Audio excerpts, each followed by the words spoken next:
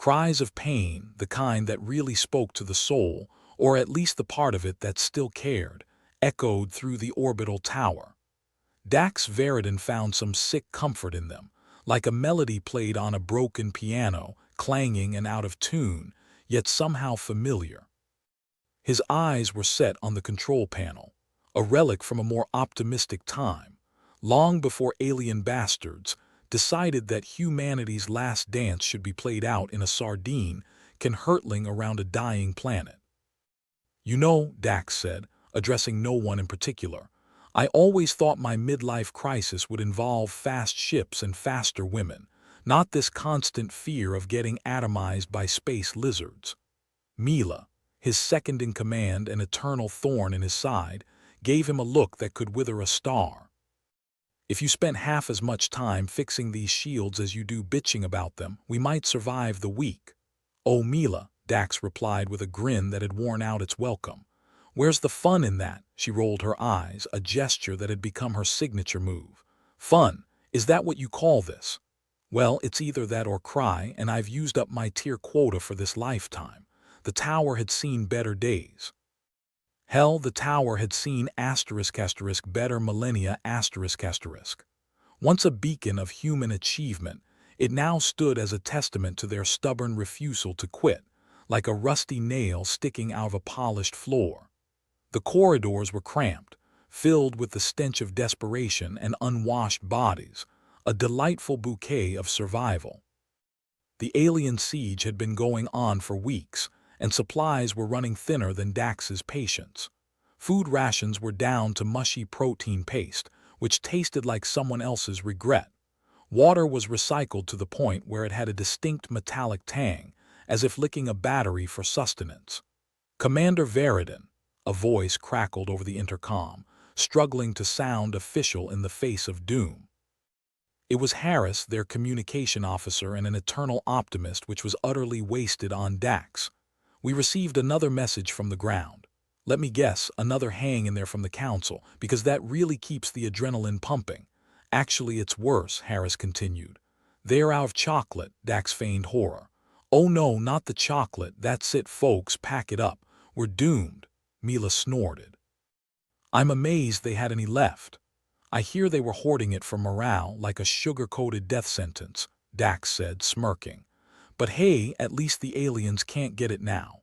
Huddled around the command center, the rest of the crew looked as lively as corpses at a wake. There was Johnson, the engineer who had more scars than working brain cells, and Sarah, the medic who spent more time patching up people than they spent getting broken. They were a ragtag team held together by shared misery and duct tape.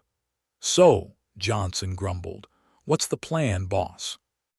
"You gonna charm those aliens with your wit and dashing good looks?" Dax leaned back, hands behind his head, exuding the kind of confidence that only comes from knowing you're already screwed. "That's plan B. For now, we try not to die." Sarah chimed in, her voice a cocktail of exhaustion and sarcasm.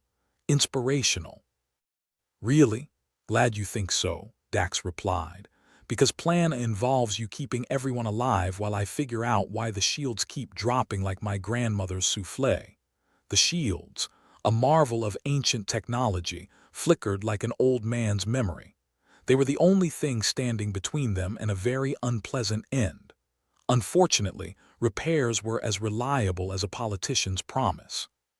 "What's the status on those repairs, Johnson?"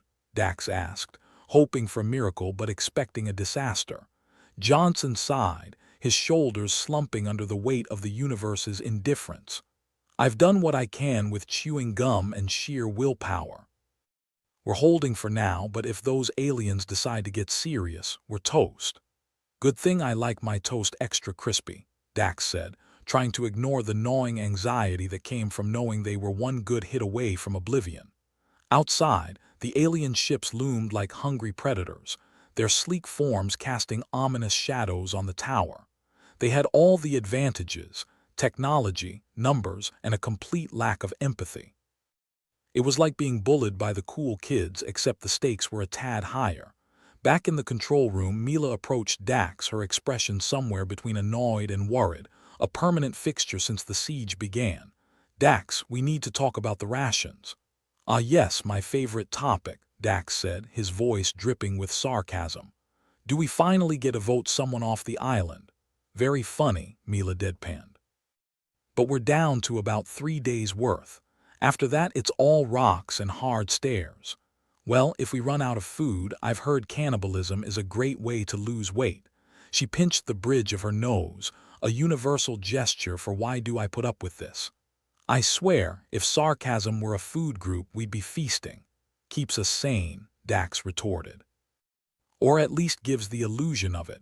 A sudden klaxon blared, slicing through their banter with all the subtlety of a sledgehammer. Harris's voice cut in over the chaos. Commander, they are mobilizing. Mobilizing, Dax repeated, leaning over the console to get a better look at the external sensors. Now that is what I call bad timing. The alien ships were forming up like a well-rehearsed dance troupe, a synchronized display of impending doom. Dax couldn't help but admire their precision, even as it spelled their potential end. Looks like they are finally getting serious, Mila observed, her tone grim. Guess they got tired of our charming personalities, Dax said, trying to maintain the facade of bravado. As the alien ships drew closer, a silence fell over the crew, the kind that wasn't so much peaceful as it was pregnant with dread. It was in these moments that Dax felt the weight of his responsibility, a leader by default rather than design. All right, people, he said, his voice cutting through the silence like a blade. This is it. We hold them off or we go out swinging. Either way, let's make sure they remember us. Mila nodded, the barest hint of a smile touching her lips. Let's give him hell. That's the spirit, Dax replied, a spark of determination igniting within him. Let's show these alien bastards what we're made of. With that, the crew sprang into action, a flurry of movement and purpose. Consoles lit up, data streamed across screens, and for a brief moment the tower felt alive again. Dax took a deep breath, steeling himself for the coming storm. Here we go, he muttered under his breath, the words a prayer and a curse. The alien ships opened fire, a barrage of energy cascading toward the tower. The shields flared to life, struggling to absorb the onslaught. Dax watched the readings, his heart pounding in time with the flashing lights. The shields held, but only just. Hold together, he whispered, his fingers crossed more out of habit than belief. The tower shook, the vibrations rattling through the structure like the death throes of a giant beast. The lights flickered, casting the room in an eerie, intermittent glow. Johnson, more power to the shields, Dax shouted over the din. I'm trying, Johnson yelled back, his hands a blur as he worked the controls. But we're running on fumes here. Dax gritted his teeth, the tension coiling within him like a spring ready to snap. Mila, get those guns online. We need to return fire. On it, she replied, her fingers flying across the console with practiced ease. Outside, the tower's defense turrets swung into action, spewing energy beams into the void. The alien ships twisted and dodged, their movements almost graceful in their lethal intent. Direct hit, Harris called out, a note of triumph in his voice. Don't get cocky, Dax warned. They'll adapt. They always do. As the battle raged on, Dax spared a glance at his crew, their faces set with determination and defiance. They were tired, hungry, and outgunned, but they were still fighting. It was both inspiring and heartbreaking. The shields flickered again, a stuttering heartbeat that spoke of imminent failure. We're not gonna make it, Johnson said, a resigned edge to his voice. Dax refused to believe it. We will. We have to. The alien ships pressed their attack, a relentless wave of destruction that threatened to overwhelm them. Dax felt the pressure mounting, the weight of survival pressing down on him like a leaden shroud. Hold the line, he ordered, his voice steady despite the chaos. Mila shot him a look, her eyes fierce and unyielding. We've got your back, Dax. In that moment, surrounded by the noise and fury of battle, Dax felt a spark of hope. It was fragile, fleeting, but it was enough. Let's show them what it means to be human, he said, a defiant smile on his lips. The tower shuddered under the assault, but it stood firm, a monument to human stubbornness and resilience. As long as they held on, there was still a chance. And so they fought, against the dying light and the approaching darkness, with the grim determination of those who have nothing left to lose. But deep down, Dax knew that their time was running out, and some dark corner of his mind whispered that soon, something would have to give. It's funny how desperation makes even the craziest ideas sound like good ones. Case in point, the mind-merge technology. It was supposed to be the next big thing, a way to enhance human coordination to near telepathic levels. Think of it like social media for the brain, but without the annoying ads. But like all things too good to be true, it had a catch: untested, unpredictable, and potentially lethal. Dax stumbled across this little gem while rifling through the archives where obsolete tech went to die. It was buried under a pile of failed experiments and dust, lots of dust. The kind that clogs nostrils and coats throats, making you cough like a smoker on his third pack before breakfast. "Hey, Mila, get a load of this," Dax called out, waving the dusty file like it was a winning lottery ticket. Mila, ever the picture of skepticism, looked up from her console, one eyebrow arched in that perfect "you've got to be kidding me" expression. "Please tell me that's not another one of your brilliant plans." "Brilliant? No. Insane. Definitely." She rolled her eyes, a motion so practiced it could probably power the tower if they hooked her to a generator. "Why do I feel like you're about to suggest something monumentally stupid?" "Because you know me so well," Dax said, grinning like a kid about to do something he really shouldn't. The rest of the crew gathered around, their curiosity piqued by the promise of new absurdity. Johnson and Sarah leaned in, both looking like they'd seen better days, hell, better decades. Harris was there too, his eternal optimism somehow still intact. Dax sometimes wondered if Harris was actually human. "Okay, folks," Dax began, holding up the file. "I present to you the miracle solution to all our problems, mind-merge technology." Johnson squinted at the file, skepticism practically dripping from his pores. "Mind what now?" "Mind-merge," Dax repeated, as if that explained everything. "Supposedly, it links our minds to improve coordination. You know, so we can all think as one big happy, and hopefully not dead, unit." "Sounds like a bad sci-fi movie," Sarah quipped. "Next thing you know, we'll be fighting off alien brain slugs." Harris, ever cheerful, clapped his hands together. "Hey, maybe it'll work, and if it doesn't, well, at least we'll die trying something new." "That's the spirit," Dax said, smirking. "But here's the thing, it's untested. Could work like a charm or scramble our brains like eggs, but considering our current menu, scrambled eggs might be an upgrade." Mila crossed her arms, her expression a mix of concern and exasperation. "You seriously want to try this? Do we have a choice?" Dax shot back, his tone more serious than usual. "We're running out of time, options, and sarcasm. The aliens aren't getting bored, and our shields are about as reliable as a politician's integrity.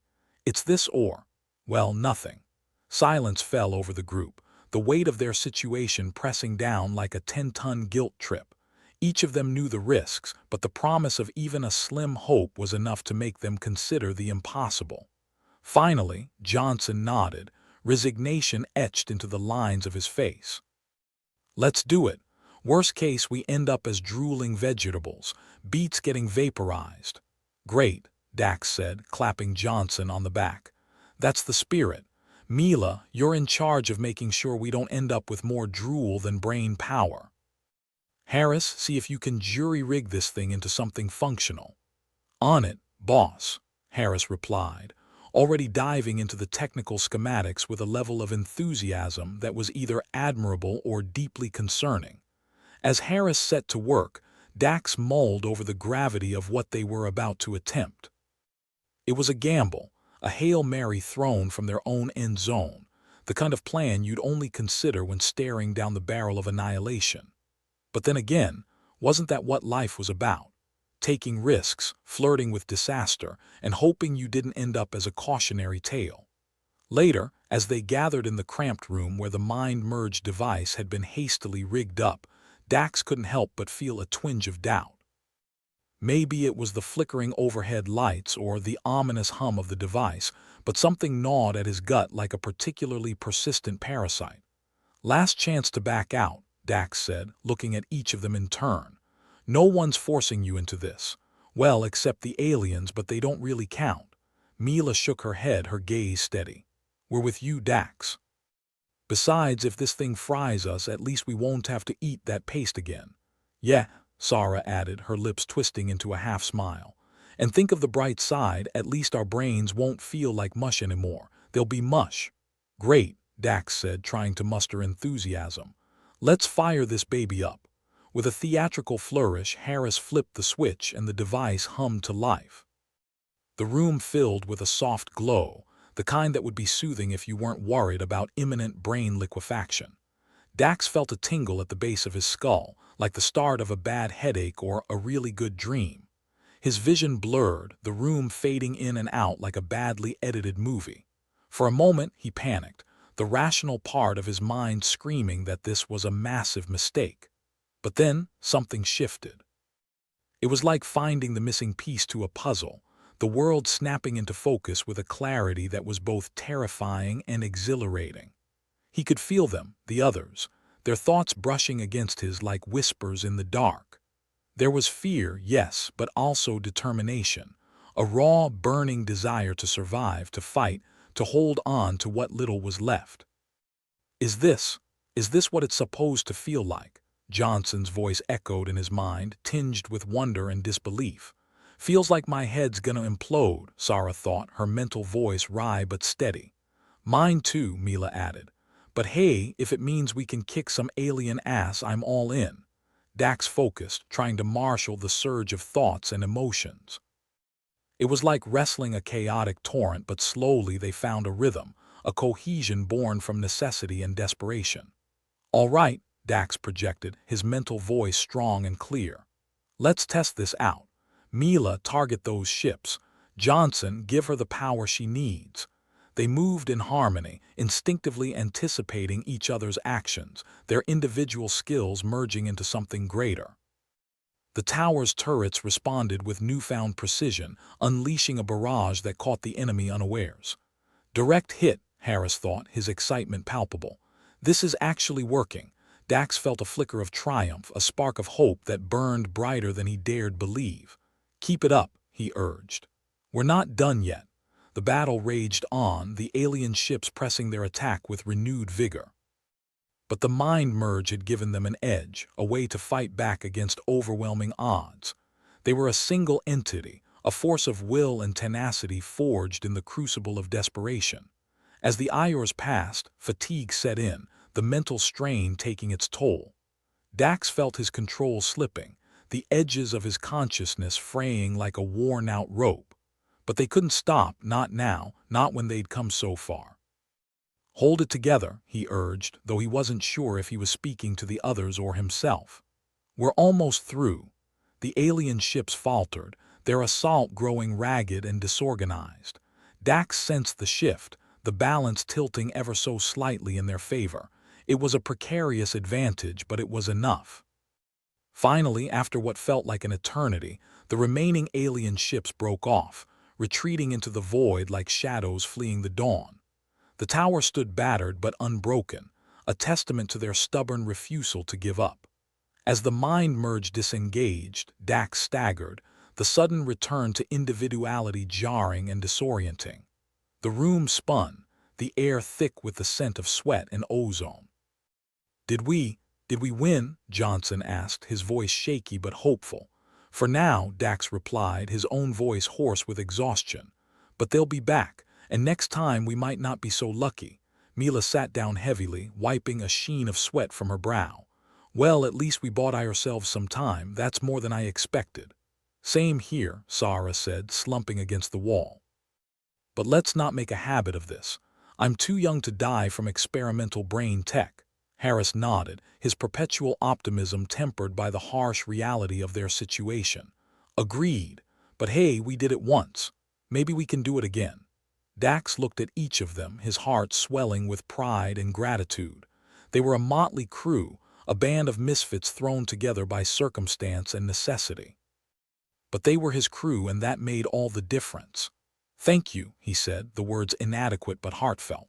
"For everything." They nodded, the bond forged in the heat of battle unspoken but understood. They were survivors, and as long as they were together, there was hope. But deep down, Dax knew their respite was temporary. The aliens would return, and when they did, they'd need more than just luck and determination. They'd need a miracle, and miracles were in short supply. For now, though, they'd done the impossible, and that was enough. Dax sat up, rubbing his temples like they were vintage lamps, hoping a genie might pop out and grant him a wish, like maybe a stable mind for starters. Instead, he got the headache of the century, a throbbing testament to the folly of human ambition and desperation. "Well, that was fun," he grunted, wincing as the room spun around him like a cheap amusement park ride. "Anyone else feel like they just went 10 rounds with a blender?" Mila blinked a few times, the usual sharpness in her eyes dulled by a fog of confusion. "I feel like my brain just got put through a cheese grater." "Thanks for asking." Harris was leaning against the wall, his usual chipper demeanor nowhere to be found.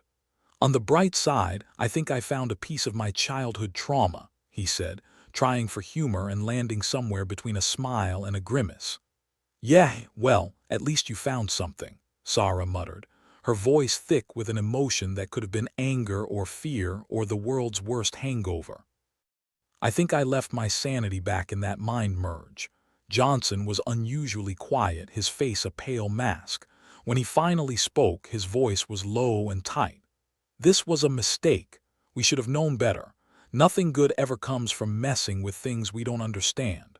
Dax nodded, the weight of their collective failure pressing down like a lead blanket.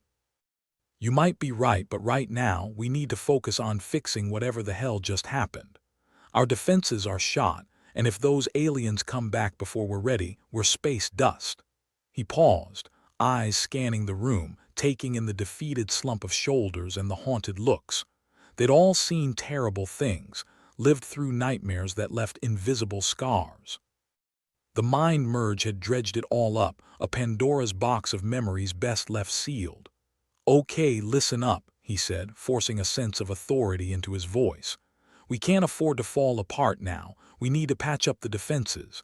Harris, you're on that. Mila, assess the damage to our systems." "What about the damage to us?" Mila asked, a hint of defiance creeping back into her voice. "The psychological overhaul will have to wait," Dax replied, trying to sound more confident than he felt. "Right now, we focus on surviving the next Ior." Everyone nodded, albeit reluctantly, and set to work. The air was thick with tension and the occasional muttered curse as they tackled the tasks that would, hopefully, keep them alive. Dax moved to the control panel, a relic from sunnier days, now flickering like an old-timer just trying to keep up.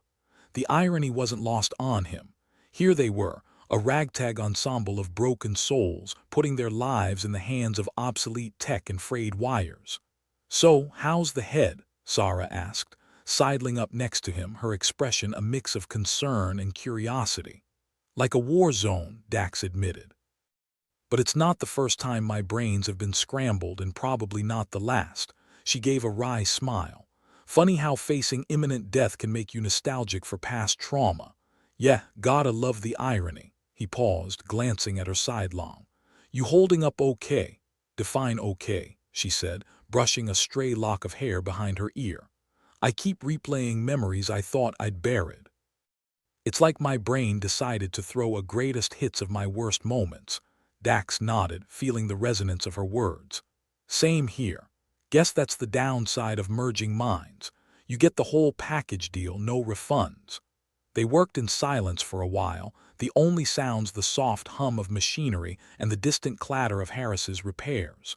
It was almost peaceful, if one ignored the looming threat of annihilation. Mila's voice broke the quiet, tinged with frustration and a touch of panic. "We've got a problem, Dax. The mind merge left some residue. It's affecting our systems and not in a good way." "Define not good," Dax said, moving to where Mila was hunched over a console. "Well, for starters, our targeting systems are acting like they are on a bender. I'm not even sure they are recognizing what's friend or foe anymore. And that's just the beginning. He swore under his breath, a string of colorful expletives that felt oddly therapeutic. Okay, let's take this one disaster at a time. Harris, any luck on patching up the defenses? Harris's voice crackled over the comms, tinged with static and weariness. I'm doing what I can, but it's like trying to fix a sinking ship with a roll of duct tape. We've got breaches everywhere, and the power's fluctuating like crazy. Dax ran a hand through his hair, trying to think, to plan, but all he got was a jumbled mess of thoughts and half-formed ideas, like trying to piece together a puzzle without all the pieces. All right, let's focus on sealing those breaches. Mila, you keep working on the targeting. We'll need it if we're going to survive another attack. As they worked, the tension in the room was palpable, a silent testament to the precariousness of their situation. Each person was lost in their own thoughts, grappling with the fallout of the mind merge, their internal struggles a mirror of the chaos outside. Dax glanced at Johnson, who was still quiet, too quiet. The man had always been a rock, steady and dependable, but now he seemed adrift, lost in a sea of his own making. "Johnson, you good?" Dax asked, keeping his tone light. Johnson looked up, his eyes shadowed and distant. "I'm managing, it's just. During the merge I saw things I'd rather forget, relived moments that should have stayed buried." "I get it," Dax said softly. "We've all got our demons. But we can't afford to let them take the wheel right now. We need you here present." Johnson nodded slowly, the words sinking in like stones in water. "Yeah, you're right, just takes a minute to shake it off." As the minutes stretched into an hour, they worked in grim silence, each absorbed in their task, the weight of their individual struggles woven into the fabric of their shared purpose. The tower was a fortress of desperation, its inhabitants clinging to hope like a lifeline, each trying to make sense of the chaos within and without. Dax felt the strain pulling at him, the dual pressures of leadership and survival a constant reminder of the stakes. But beneath the exhaustion, beneath the fear and uncertainty, was a spark of something else. A determination, a stubborn refusal to let the darkness win. He looked around at his crew, at the faces etched with fatigue and resolve, and felt a surge of pride. They were fractured, flawed, but they were his. Together, they had faced the impossible and emerged, if not unscathed, then at least still standing. And as long as they stood, there was hope. Even if it was the kind that came with a bitter aftertaste, the kind that mocked you even as it lifted you up. "All right, people," Dax said, his voice a rallying cry in the stillness.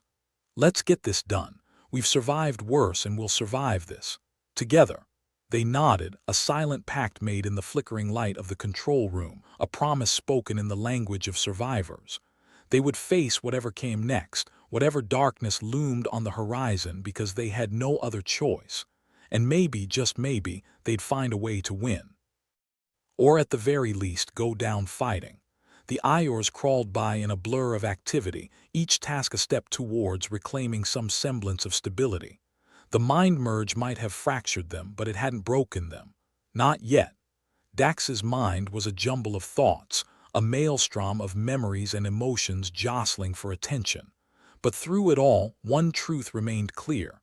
They had to be ready.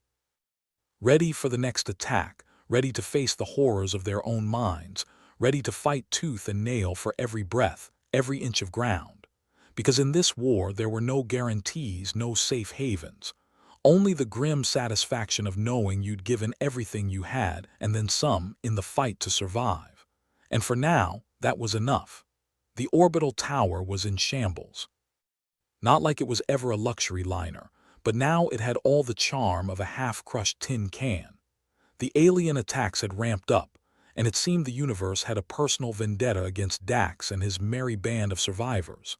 Like some cosmic prankster decided it was open season on humanity, and he'd brought the big guns. Dax was running on fumes, and if he wasn't careful, soon he'd be running on delusions. "All right, folks," he said, clapping his hands together like an overzealous coach with a losing streak. "Time to get creative with our survival strategies, or we'll be dust in the galactic wind." Mila snorted, not looking up from her console. "You make it sound like we have options." "We do," Dax replied, feigning enthusiasm. Bad and worse. I vote we start with bad and see how much worse we can avoid. Harris, who'd been elbow-deep in wires trying to coax life back into their beleaguered defenses, wiped his hands on his jumpsuit. I've got a plan. It involves duct tape and a prayer. A prayer? Johnson's voice was skeptical, his hands steady as he soldered yet another patch on their battered systems. I thought you gave up on that after the last time. Yeah, well, Harris shrugged, desperate times, and I'm feeling nostalgic. Johnson grunted, a sound that managed to convey both amusement and disbelief. Fine, but if it involves anything involving the words Hail Mary, I'm out. Dax moved towards the viewport, where the stars mocked him with their indifferent twinkling. Let's focus on what we can control. Like not dying in the next attack. Glad we have a clear goal, Sarah said, her voice dry as the recycled air they all breathed. She leaned against the wall, arms crossed, eyes narrowed. But seriously, what's Plan B if Plan A fails? Plan B, Dax said with mock seriousness, is to improvise faster than the aliens can kill us. Mila barked a laugh. So basically, we wing it. Great leadership, Dax. Hey, if it works for those big band jazz players, it's good enough for us. He shot back. The truth was, they were winging it because there was no other choice. The mind merge fiasco had left them all reeling, dredging up memories best left buried, and the fallout was still causing systems to fritz out like a caffeine-addled squirt on a power line. So what exactly is the plan? Harris asked, rubbing the back of his neck, eyeing the flickering lights around them with something resembling distrust. You know, assuming we don't all end up as alien hors d'oeuvres. We need to make them think twice about attacking, Dax said, thinking aloud. We outthink them, use their assumptions against them. We know our tech is shot to hell, but maybe we can make it look like it's not. A bluff, Sarah said, nodding slowly. Risky. Risk is all we've got, Dax replied. We patch the systems just enough to give a good show. We can set some traps, make it look like a death trap. Give them something to chew on. Johnson sighed, looking at the mess of wires and panels. Well, I'm all for playing space poker with the aliens, but they might not fall for it. Nothing like betting against the house, Mila said cheerfully. But hey, who knows? Maybe they're stupid.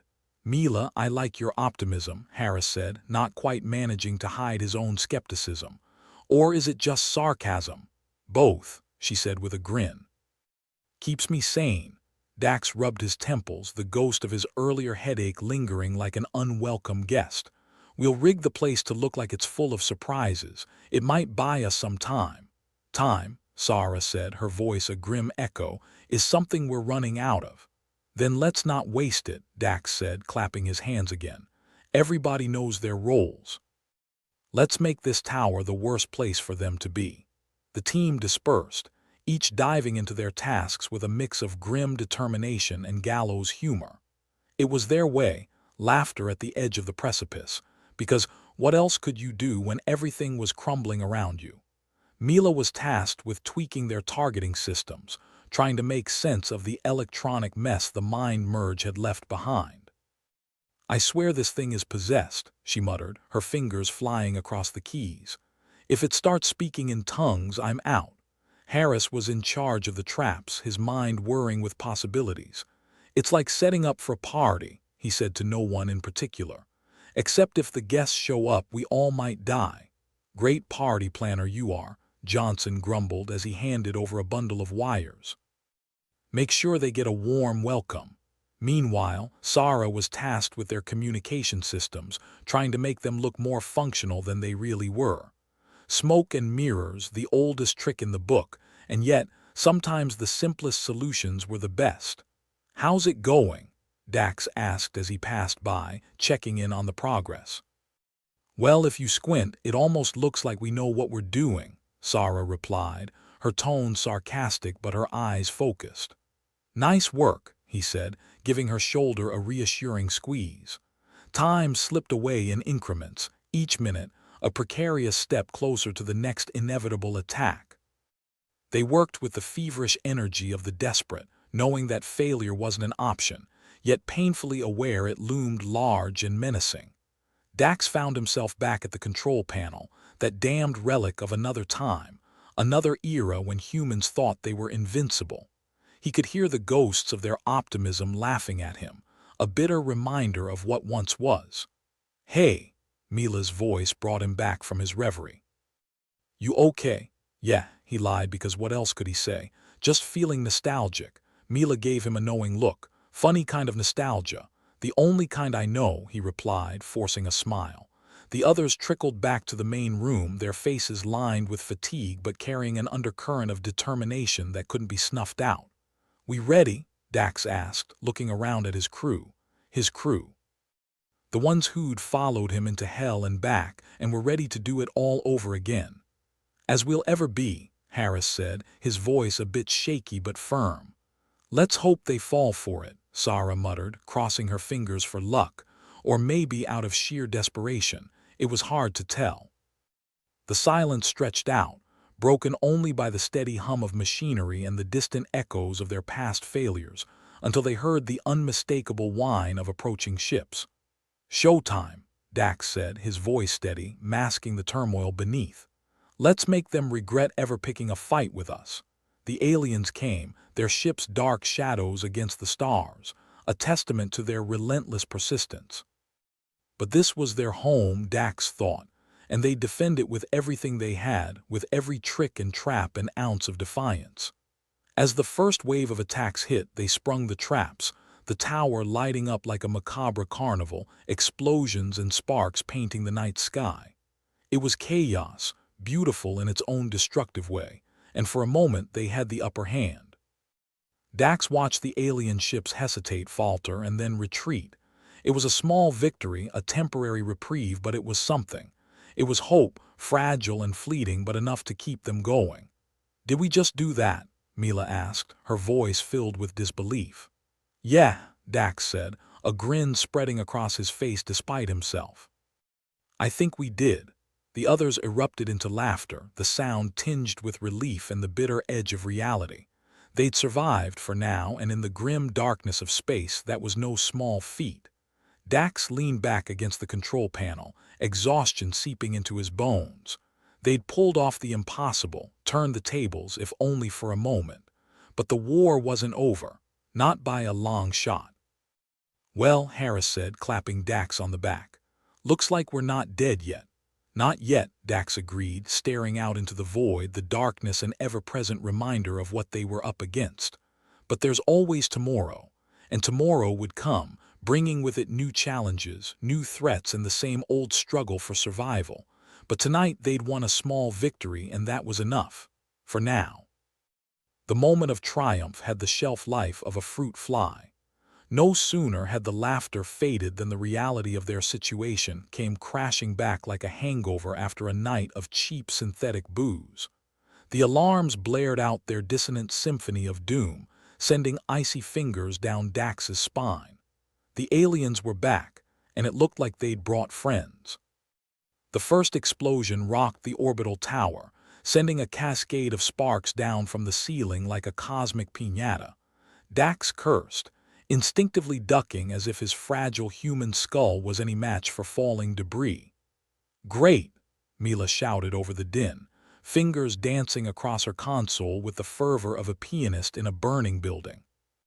"I was just thinking it was too quiet." Dax staggered to his feet, his mind swimming with the residual fog of the mind merge.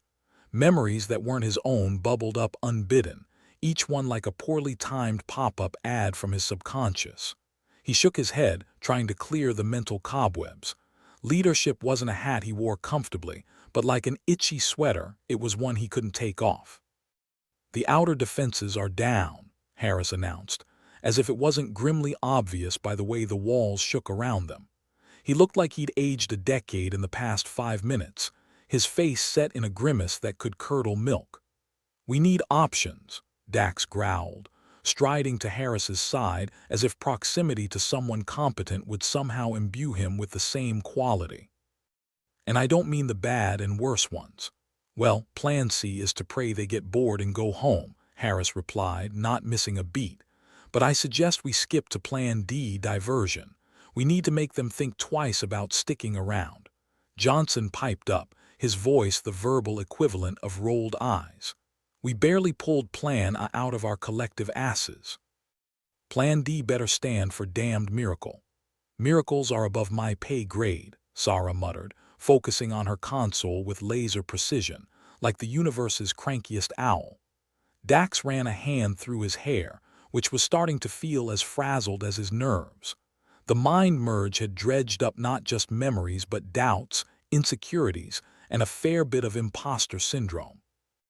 Leading this ragtag group of survivors was about as comfortable as a porcupine in a balloon factory. "All right," Dax said, mustering as much authority as he could while under siege by aliens and his own inadequacies. "We need to be smart, unpredictable. We can't outrun them, so we outwit them." "We're screwed," Sarah said flatly, but there was a flicker of something in her eyes that might have been defiance. "Think of it as a puzzle," Dax said, "a weak attempt at optimism. Except if we fail, we explode." "Love the stakes," Mila quipped, her fingers flying over her console with the kind of speed that would make caffeine blush. "Really makes you savor the moment."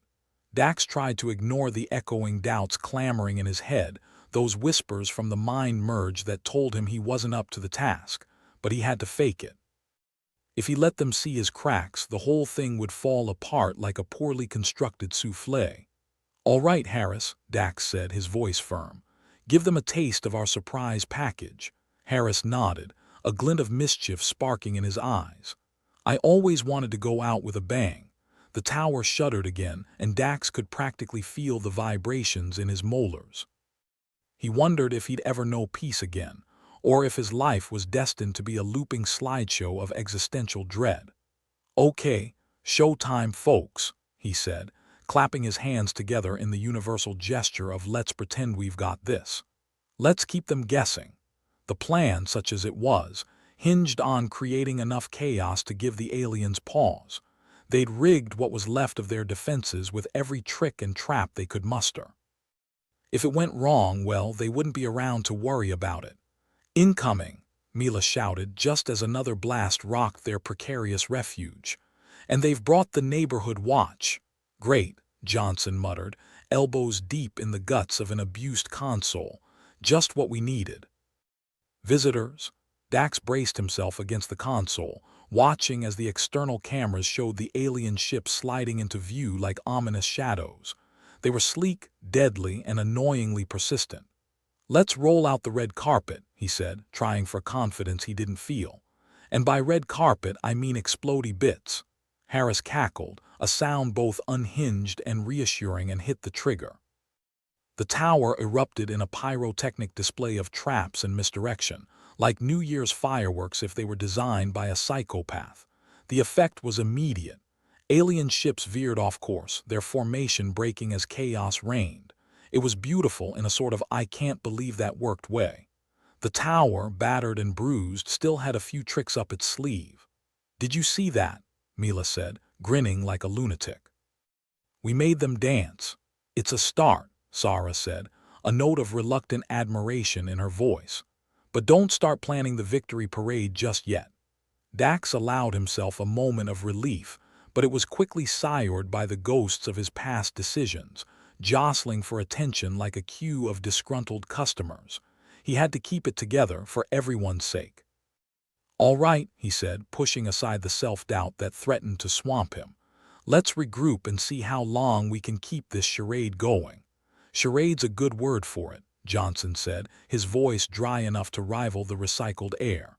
"But hey, if the universe loves anything, it's a good farce." They worked through the night, the tower groaning under the strain of the attacks. Exhaustion settled over them like an unwelcome blanket, but they pressed on, driven by the sheer stubbornness that seemed to define the human condition. Dax found himself at the viewport again, watching the stars twinkle with that same indifferent malice. He could hear the echoes of decisions he'd made, the paths he'd chosen that led them here. The mind merge had opened the floodgates, and he was drowning in what-ifs. "Hey," Mila said, sidling up beside him. "You look like you're thinking too hard. Dangerous habit." "Can't help it," Dax said, forcing a smile that felt more like a grimace. "Just wondering how long we can keep this up. Long enough, she replied, her voice steadier than he felt. We've got each other's backs. That counts for something. Yeah, Dax said, trying to believe it. I guess it does. They stood in companionable silence, watching the distant stars. For all the chaos, the destruction, the sheer absurdity of their fight for survival, there was a strange beauty in it. A reminder that even in the darkest times, there was always a sliver of hope, even if it was just the hope of making it through another day. All right, Dax said, turning away from the viewport with renewed determination. Let's get back to it. We've got a tower to save. And aliens to outwit, Mila added, her smile returning. Never a dull moment. As they rejoined the others, the tower seemed to settle around them, a battered shell that somehow still stood, much like the people within it. Dax knew it wasn't over, but they'd survived another attack, defied the odds once again. And as long as they kept fighting, there was a chance they'd win. Maybe it wasn't much, but in the grimdark expanse of space, it was enough to keep them going. The aliens might have the superior firepower, the technology that seemed plucked from humanity's nightmares, but they didn't have what Dax and his crew had: tenacity, grit, and a damn good sense of humor. Let's get to work, Dax said, rolling up his sleeves. We've got a long night ahead of us. All in a day's work, Harris chuckled, already reaching for his toolkit. And so they dove back into the fray, a ragtag band of survivors with nothing to lose but everything they held dear. It wasn't a fairy tale, but it was their story, and they were determined to write the ending themselves. In the end, that was all they could do. Fight, survive, and maybe, just maybe, come out the other side with their humanity intact. For now, that would have to be enough. The orbital tower groaned like a drunk, finally realizing he'd bet his last credit chip on a losing hand. Dax blinked away the sleep that had been poking at him like a needy cat and focused on the chaos. Alien ships danced around the tower, firing like they were in a shootout, and someone had forgotten to tell them they weren't invincible. To Dax, it was just another day in this cosmic circus. He and the crew were elbow-deep in the tower's remaining defenses, which was akin to performing life-saving surgery with rusty tools and crossed fingers. Still, they were holding together, if only by the sheer stubbornness of those too stupid to quit. Mila was slapping her console like it owed her money, but the sparks flying out of it suggested it was about to file for bankruptcy. "Dax," Mila called over, her voice barely disguising the panic. "I've got some good news some news." "Go on, surprise me," Dax replied, trying to sound more confident than he felt. The mind merge had left him with the mental equivalent of a hangover, the kind that made you wonder if you'd agreed to dance on tables at some point. "Looks like the mind merge might not be the junk tech we thought it was," Mila said, her fingers a blur of motion. "Really? And here I was thinking it was about as useful as a screen door on a spaceship."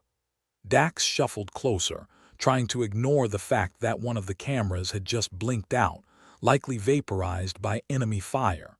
Mila gave him a sideways glance, the kind you'd give a malfunctioning toaster. "Turns out it's more like a screen door on a spaceship that lets in some air but also sucks out all your secrets." "Fantastic," Dax muttered. "Just what I needed, an existential crisis with a side of espionage." "You're missing the point," Mila said, waving a hand at the console. "I think we can use this. If we can harness it, sync our thoughts, our movements, we could turn this mess into a coordinated assault." "Assault, huh? Sounds fancy." Johnson piped up from the corner, wrestling with a bundle of wires that seemed to have developed a will of their own. "Personally, I'd settle for just not dying." Sarah, who had been wearing her cranky expression like an heirloom, snorted. "Don't we need to understand the tech first? 'Cause last I checked, messing with stuff we don't get is how we ended up here." "She's got a point," Harris said, looking up from his toolkit. "This mind merge thing seems like every time we use it, we're rolling dice with our sanity." "Yeah, but maybe it's time we start playing with loaded dice," Dax said, a smile breaking through his weary exterior. "If this works, if we can sync up, we might actually have a shot." Mila nodded, her eyes gleaming with a mix of hope and insanity. It's risky, but if we're going out, let's at least make it interesting. I'd hate to die of boredom. Dax looked around at his crew, this ragtag band of survivors who had somehow become his family. They were staring back, expressions ranging from skeptical to hopeful to mildly homicidal. Maybe it was the desperation talking, but in that moment he felt a surge of camaraderie. "All right," he said, clapping his hands together as if that settled everything. "Let's go play mind games with the universe." The crew got to work, and Dax felt a strange sense of determination settle over him, like a cloak that didn't quite fit but would do in a pinch. They huddled together, connecting the cables and wires that snaked from the mind merge console. It looked like the kind of setup that would get you banned from most poker games, but Dax figured they'd never be invited to any decent ones anyway. "Ready?" Mila asked, her voice a blend of excitement and trepidation. "No," Johnson replied with a grin that was more grimace. "But that's never stopped us before." Dax let out a breath he hadn't realized he'd been holding. "All right, let's show these aliens what it means to be human." The mind merge activated with a hum that vibrated through their bones, a symphony of thoughts and memories swirling together in a chaotic dance. Dax felt his brain light up like a switchboard, connections forming between him and the others. It was overwhelming, like trying to sip water from a fire hose, but he held on. Through the haze, he caught glimpses of Mila's childhood memories, Harris's nightmares, Sarah's unspoken fears. It was an intimacy that was both terrifying and exhilarating, a shared consciousness that felt like slipping into a warm bath after freezing in the cold. "It's working," Mila gasped, her voice echoing in his mind like a whisper in a canyon. "Feels like I'm naked at a dinner party," Johnson muttered, and Dax couldn't help but laugh, the sound quickly morphing into a shared chuckle that rippled through their connection. "Focus," Dax reminded himself, pulling the threads of their collective thoughts into something resembling coherence. They needed to use this, turn it into a weapon, an edge against the aliens. "All right, people," he said, projecting his thoughts to the group. "Let's teach those bastards a lesson they won't forget." The tower shook again, the alien ships in the distance regrouping for another assault. But this time they were ready. With the mind merge, their movements were synchronized, their actions a coordinated ballet of defiance. They operated the defenses with precision that belied their ragtag appearance. It was exhilarating, and Dax felt a manic grin stretch across his face. The aliens wouldn't know what hit them. "Hit the detonators," Harris commanded, his thoughts sharp and clear. "Let's give them a fireworks show." Sarah obliged, her fingers flying over the console with a speed that would make a professional gamer weep. Outside, the carefully laid traps went off, explosions lighting up the dark like stars being born and dying in rapid succession. The alien ships wavered, caught off guard by the sudden assault. Dax felt their shock through the mind merge, a ripple of confusion that spread through the alien ranks. It was working. Against all odds, it was actually working. "Keep it coming," Mila urged, the fire in her thoughts infectious. "Let's show them what it means to be pushed too far." Together, they manipulated the tower's defenses, turning the once crippling chaos into a weapon of their own. The aliens were reeling, their movements erratic, disjointed. For the first time in what felt like forever, the humans had the upper hand. Dax could feel the exhilaration bubbling up, a dangerous elixir of hope and desperation that drove them forward. The mind merge had given them a fighting chance, but it was more than that. It had given them a glimpse into each other's souls, a connection that went beyond the physical. "Incoming," Sarah shouted, her voice cutting through the mental chatter like a razor. "They're regrouping, coming in for another round." "Let them come," Dax said, his voice a low growl. "We're ready." The alien ships swooped in, their formation tight, determined to crush the resistance once and for all. But the humans met them with a ferocity born of survival, their combined will a force to be reckoned with. Explosions lit up the sky, debris scattering like confetti at a twisted celebration. The crew worked as one, their movements synchronized, their purpose clear. They were done running, done hiding. This was their stand, and they'd make it count. The mind merge hummed in Dax's mind, a symphony of thoughts and emotions that bound them together. Through it, he felt the resolve of his crew, their shared determination to fight against the odds. It was a fragile hope, but it was theirs, and they would cling to it with everything they had. "Hold the line," Harris urged, his voice a steady anchor in the storm. "We can do this." And they did. Against all logic, against the overwhelming firepower of the alien forces, they held the line. The mind merge had given them the edge they needed, a shared consciousness that turned their ragtag group into a formidable force. As the last of the alien ships retreated, Dax let out a breath, the tension in his body slowly releasing its grip. They'd done it. They'd survived, for now at least. "Is it over?" Johnson asked, his voice weary but laced with disbelief. "For now," Dax replied, the words a balm to his battered spirit. "But we're not done yet. We've only just begun." The crew looked at him, their eyes reflecting the same fire that burned within him. They'd come this far against all odds, and they weren't about to give up now. The mind merge had given them more than just a tactical advantage.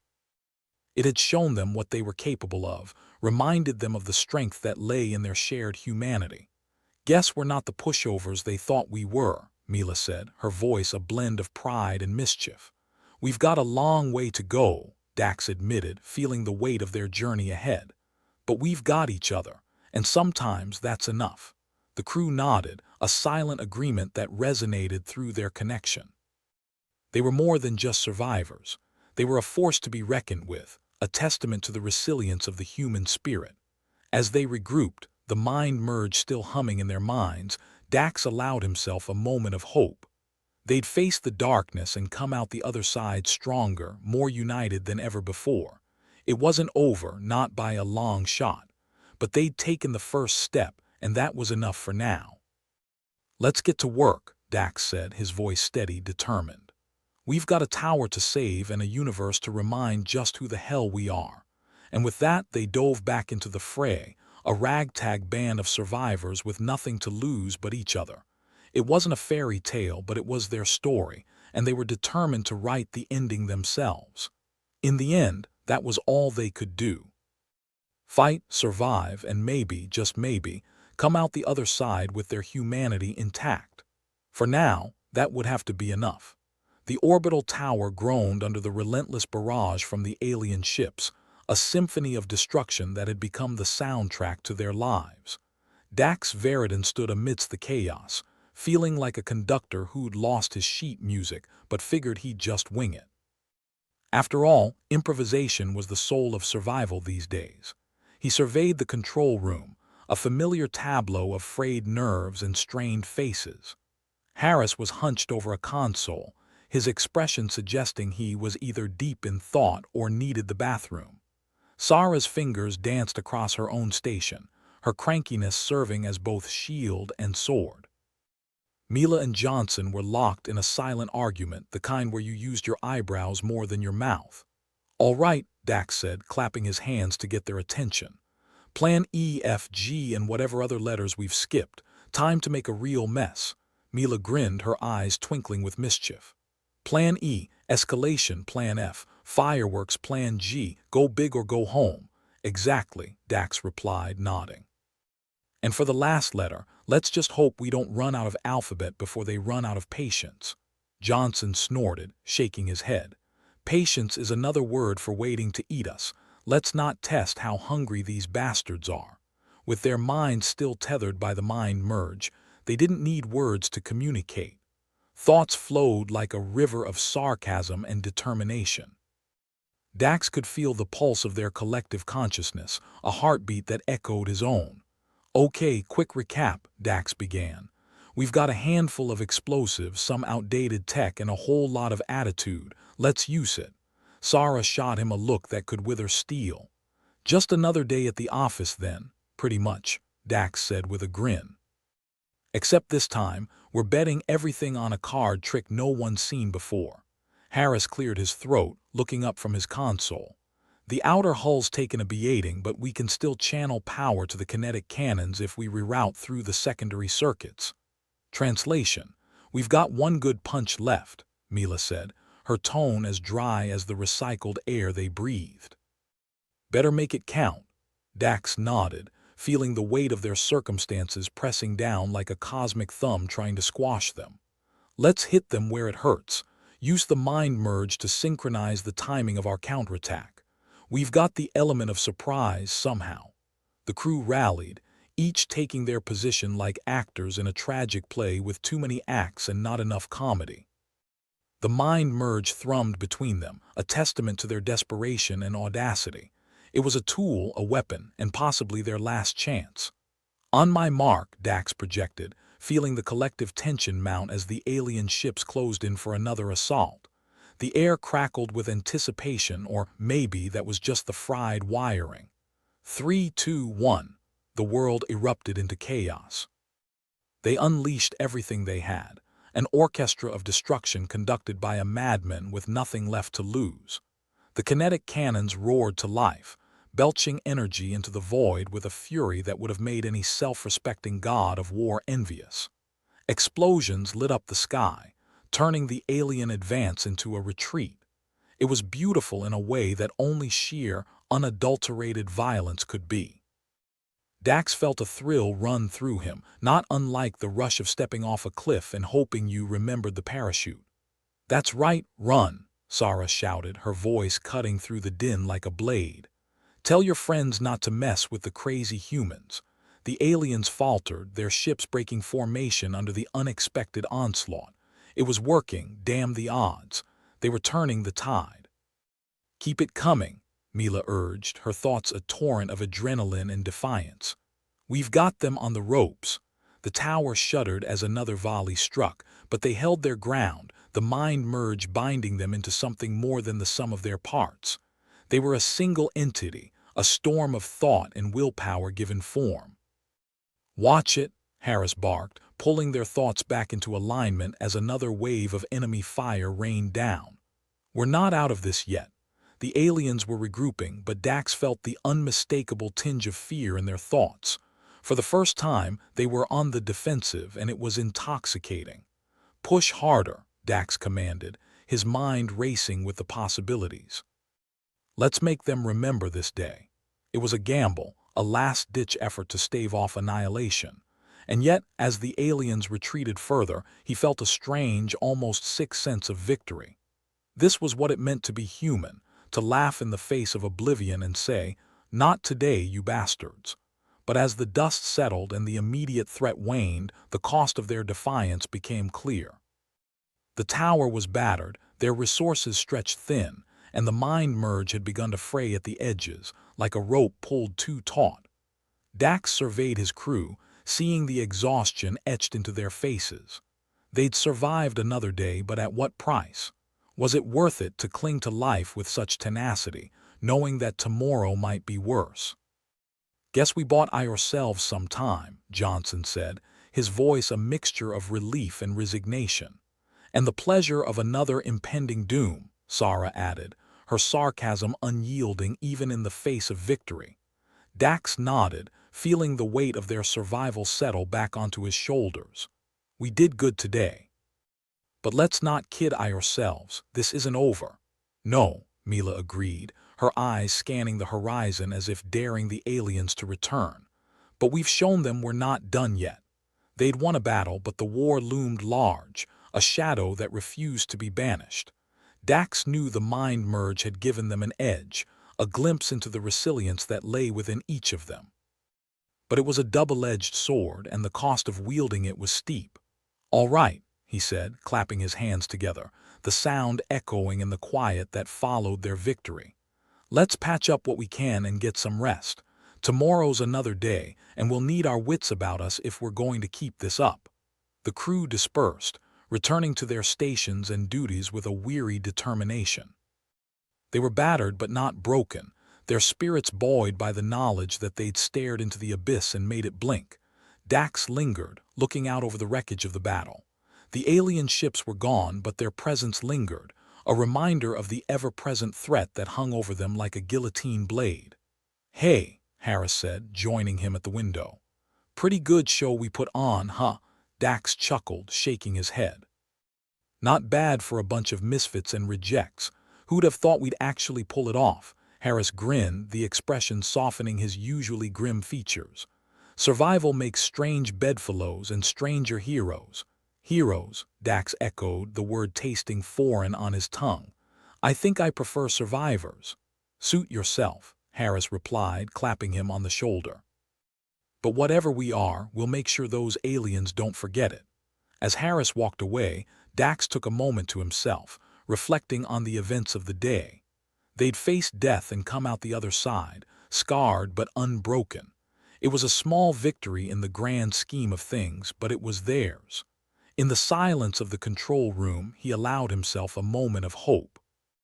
They were still standing, still fighting, and as long as they had breath in their bodies, they would continue to do so.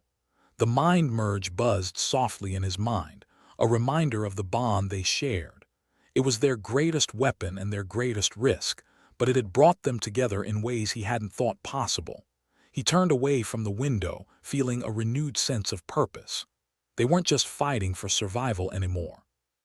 They were fighting for each other, for the connections they'd forged in the heat of battle. And for Dax, that was worth any price. With one last look at the battered but standing tower, he headed into the depths of their makeshift sanctuary. They had a long road ahead, one filled with uncertainty and danger, but they would face it together. Because if there was one thing he'd learned, it was that humanity was at its best when backed into a corner. And they were nothing if not cornered. As he joined his crew, the mind merge still whispering its secrets, he knew they were ready for whatever came next. They weren't just survivors. They were family, bound by blood, sweat, and a shared determination to defy the odds. And together, they'd make sure the universe remembered who they were. Warriors, survivors, human. In the aftermath of their unexpected success, the orbital tower stood quiet enough that you could almost hear the quiet whimper of hope being smothered by reality. Dax surveyed the scene, a mix of scattered debris, smoldering consoles, and the unmistakable scent of burnt wires that hung in the air like a toxic cologne. "Look at that," Sarah muttered, nudging a piece of fried tech with her boot. "Our victory parade. More like a funeral procession," Johnson retorted, pulling a face. "Should we expect a eulogy or just skip straight to the drinking?" "Drinking's implied," Dax said, trying to muster the energy for optimism. "We earned it after turning those alien bastards' tail," Harris grunted, his eyes fixed on his console, which was somehow still clinging to life like a starved leech. "Don't pop the champagne just yet. Those ships'll be back once they figure out what hit them." "They'll be back all right," Mila agreed, running a hand through her hair, which looked like it had been styled with a hand grenade. "We'll just have to give them the same reception. Or better." "Better," Dax echoed, though he wasn't sure how much better they could get with duct tape and a prayer. "Which means we need to patch this place up before they return for round 2. The mind merge buzzed gently at the back of his skull, a reminder of both their unity and the metaphorical gun pressed to their collective head. Each crew member felt the whisper of fatigue creeping in, a treacherous undertow dragging at their heels. "First things first," Sarah grumbled, setting her jaw. "Let's scrape together whatever's left of our defenses and pretend we've still got a plan." "Pretending's our specialty," Mila said, a crooked grin touching her lips. "It's how we've survived this long." As they set about the unenviable task of salvaging their remaining resources, the atmosphere was tinged with a kind of weary camaraderie. They were shipwreck survivors on a sea of stars, clinging to debris while singing sea chanties in defiance of the storm. "Hey, Dax," Johnson called out, poking at the remnants of the control panel. "You think you can use this hunk of junk for anything other than target practice?" Dax wandered over, giving the panel a dubious once-over. "If it doesn't explode when I look at it funny, it might make a good paperweight." "Paperweight's an upgrade," Harris said, not looking up from his own futile attempt to coax some life back into the kinetic weapons system. "This thing's one good sneeze away from dismantling itself. Then it fits right in," Dax replied. "We're all one bad day from falling apart, but here we are." And indeed, here they were, scraping together hope and hardware in equal measure. The mind merge had its quirks, like the headache behind Dax's eyes that had given a migraine a run for its money. But it did have its perks, too. Not needing to voice every quip aloud was one of them. Speaking of falling apart, Mila said, tapping the side of her head, anyone else worried about this thing? She gestured to her temple. Feels like I'm living rent-free in someone else's brain. Yeah, Johnson added, I didn't sign up for a permanent mental slumber party. Think of it as a bonding experience, Dax suggested, knowing full well they'd all rather bond over a stiff drink than share every stray thought like a malfunctioning hive mind. Besides, it's not like we have a choice. Of course not, Sarah said, rolling her eyes. Choices are for people with options. Options are overrated, Dax replied, flashing a grin that was more exhaustion than amusement. We make do with what we've got. And so they did, piecing together the remnants of their defenses like amateur mechanics trying to rebuild a spaceship with nothing but chewing gum and hope. As they worked, the mind merge whispered between them, a constant reminder of the unity they'd forged in the fires of desperation. Got the cannons back online, Harris announced at last, his tone as dry as ever. Enough juice for a couple more shots if it comes to that. That's something, Dax said, clapping him on the shoulder. We make those shots count, we might just live to see another day.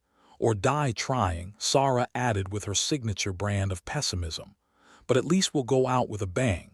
If we're going out, Mila said, I'd rather it be with the aliens running scared. Dax nodded, feeling that strange mix of dread and determination bubble up again. Then let's make sure they do. We've got the element of surprise. Surprise, Johnson said, snorting. Is that what we're calling it now? It's what we've got, Dax replied. And it worked before. A word loaded with implications. Before the aliens had turned their lives upside down. Before survival had become a daily gamble. Before they'd learned to laugh in the face of doom and call it courage. As the crew continued their makeshift repairs, the teasing and banter served as much as a distraction as it did a morale booster. It was easier to face a potential last stand when you could throw a one-liner or two at the abyss. Hey, Mila called out, her voice cutting through the ambient hum of machinery. Anyone else feel like this is a bad sitcom episode, and we're the unwitting stars? Only every damn day, Harris replied. And I'm still waiting for the laugh track to kick in. Pretty sure the universe has a sick sense of humor, Sarah said. And we're the punchline.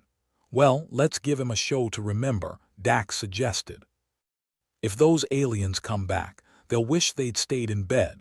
Once their patchwork repairs were as good as they were going to get, the crew took a moment to catch their breath. The silence punctuated only by the occasional creak of the tower settling around them like a tired old man sinking into a favorite chair. We've been through worse, Dax said, trying to rally their spirits, even if it was mostly for his own sake. And we'll get through this too, yeah, Johnson asked, skepticism lining his voice. When was worse? There was that time we ran out of coffee, Mila pointed out. That was pretty dire, and the airlock incident, Harris added. Remember that? Barely, Sarah muttered. I think I blocked it out, see, Dax said, a grin tugging at his lips. We've got a track record for surviving the impossible. They shared a moment of quiet camaraderie then, each lost to their own thoughts but bound together by the mind merge's insistent hum. It was a strange sort of family, forged in the crucible of adversity and held together by a shared stubbornness that refused to let them quit. You know, Mila said, breaking the silence for a group of misfits, we're not half bad. High praise, Harris replied dryly. From you that's practically a declaration of love. Don't get used to it, Mila shot back, though her grin softened the words. I'm just saying we've got more fight in us than anyone gave us credit for. And plenty more where that came from, Dax said, though he wasn't entirely sure if he believed it himself. But belief wasn't necessary, action was. And they'd already proven they had no shortage of that. As the day wore on and their makeshift fortress took shape, the mood shifted from grim determination to something resembling cautious optimism. It wasn't much, but it was enough to keep them moving forward. By the time the dust settled and they'd coaxed what functionality they could from the tower's battered systems, the crew was ready for whatever came next. They'd face down death and come out the other side, and that knowledge was a powerful thing. "All right," Dax said, clapping his hands once more. "Let's get some rest. We'll need it for tomorrow. Assuming tomorrow even comes," Sarah said, but her words lacked their usual bite. "Yeah," Dax agreed, a hint of a smile tugging at his lips. "Let's make sure it does." As the crew dispersed, he lingered for a moment, considering the path that lay ahead. It was fraught with danger and uncertainty, but also possibility. They'd stood on the brink and dared the universe to push them over, and somehow they'd survived. In the silence, Dax allowed himself a moment of hope. They were still here, still fighting, and as long as they had each other, they'd continue to defy the odds. The mind merge hummed softly, a reminder of the bond they shared. It was a tenuous thing, fragile and easily broken, but it was theirs. And for Dax, that was enough. With one last look at the battered tower, a testament to their resilience, he headed into the depths of their makeshift sanctuary. There was work to be done, and he intended to see it through. Because if there was one thing he'd learned, it was that humanity was at its best when backed into a corner. And they were nothing if not cornered. As he joined his crew, the mind merge still whispering its secrets, he knew they were ready for whatever came next. They weren't just survivors. They were a family bound by blood, sweat, and a shared determination to defy the odds. And together they'd make sure the universe remembered who they were. Warriors, survivors, human.